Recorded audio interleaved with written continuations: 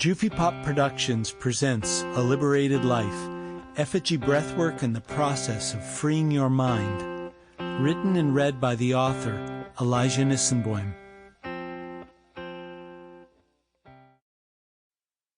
Introduction. It probably would have been a good idea to take canoe lessons first, but there we were on staff at a summer camp by a lake in gorgeous Algonquin Park in Ontario, Canada, and canoeing was one of the main things the camp was known for. We had a day off and felt somewhat guilty that we had spent most of the summer on land, avoiding the potential embarrassment of weekly paddling in circles before the somewhat judgmental eyes of expert canoers, most of whom were between the ages of 9 and 13 years old. It also probably would have been smart to heed the prohibition about going out on a day that was forecast to turn stormy, but it seemed like such a nice day when we decided to go out anyway. The sky was relatively clear, the water relatively calm, and being 19 years old imbues one with both a temptation to buck authority and a lack of accurate threat assessment capacities. We, of course, almost tipped the canoe, just trying to get in, but had somehow successfully pushed out into the suddenly vast lake. It didn't take us long to realize that we were not getting very far very quickly, and that our directional intentions were being thwarted by, well, probably me, as I was in the part of the vessel that was evidently referred to as the stern, therefore making me the stern person. My friend in the front, reportedly the bow, was the one who seemed quite stern and became more and more aggravated with me by the minute.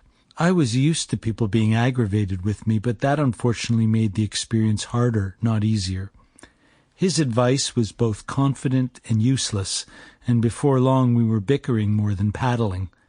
But perhaps due to the wind or the current or some angry paddling, we eventually turned the camp dock into a barely decipherable piece of wood behind us, and as some sense of accomplishment overtook me, I began to feel something akin to contentment. We were canoeing out in the middle of a large lake, on our way to a short river that fed to an even larger lake.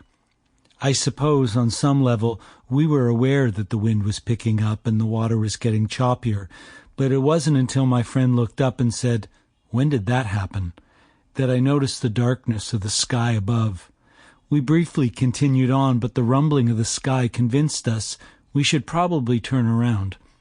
Turning around in rough waters, however, especially while feeling a rising sense of anxiety, was not as simple as it sounds, and based mainly on our ineptitude and correlated arguing, we managed, and I really have no idea how, to tip the canoe. Oh, and did I mention we were 19 and had therefore taken off our life vests, which were now floating and bobbing in the lake? My friend was a good swimmer, but me, not so much. I started to panic, and as it seemed like juggling swords without getting cut would have been a more realistic endeavor than turning the canoe over and getting back in, I began to think I was going to drown, which did nothing to temper my panic.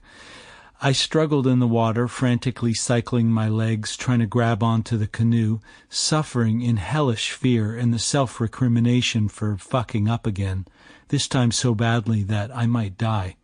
Fortunately, my friend kept most of his wits about him and spotted a small island near the middle of the lake.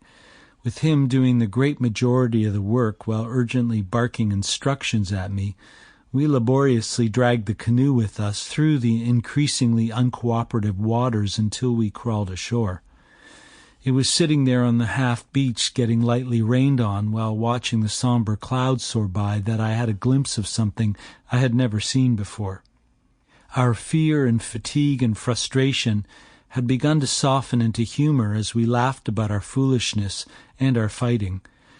I could feel relief and some sense of exhilaration at having survived, and yet I could feel something in me, stuck inside me, that still felt bad, that self-recrimination like some kind of cancer inside of me, made up of my mistakes, my incompetence, my transgressions, my failings.